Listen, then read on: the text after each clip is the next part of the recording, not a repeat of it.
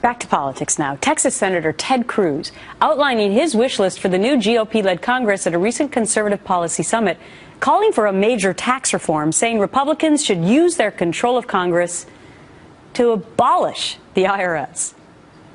In my view, there is a powerful populist instinct.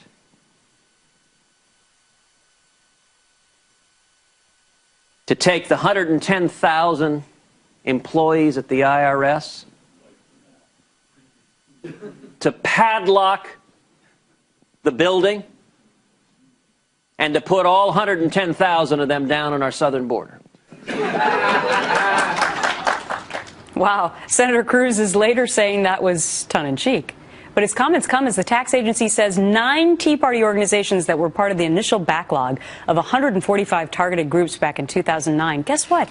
They're still awaiting final decisions. And of that 136 cases that have been cleared, just over 100 of them have actually been approved. So it's time to bring in Stephen Dinan, political editor for the Washington Times, for some explanation on this. What are we supposed to make of this, especially the case of the Albuquerque Tea Party? Yeah, that's a really stunning one. They filed their application December 29th, 2009. Here we are 5 years, more than 1,800 days later. They're still waiting for approval. They've sent 1,000 pages of documents to the IRS.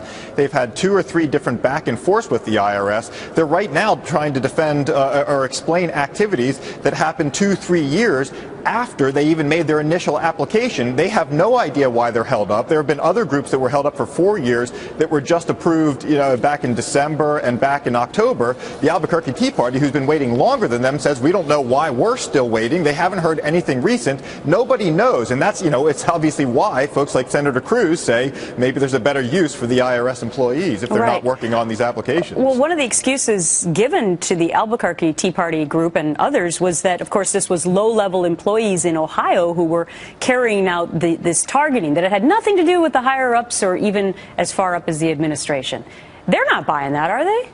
Not only are they not buying it, they say they have the evidence that's not true. They have letters, the responses in the 5 years of the back and forth, the responses come straight from the Treasury Department here in Washington. So they say, look, Washington was clearly involved, and in fact the documents say that the files are being reviewed in Washington. So these were decisions and actions taken at the highest levels, and overall they're still stuck there without tax-exempt status. They say they're losing an imprimatur of the federal government. They lose on status that they're trying to argue to people who are choosing between various Tea Party groups who to support. They lose out on a lot of different things by having the IRS do this. Mainly, they say the IRS has said that the targeting stopped. The Albuquerque Tea Party says, well, if the targeting has stopped, how come we haven't been approved yet? Well, it goes so much deeper than that, because I remember reporting, 3-4 years ago on what seemed to be the decrease of the Tea Party movement in this country. Well, as it turns out, that may have totally been because none of these groups could actually be approved, which was maybe the whole political point of whoever is really behind it. We're going to find out someday, Stephen. We haven't yet, but we're going to find out all the details. Stephen Dinan, thanks so much. My pleasure.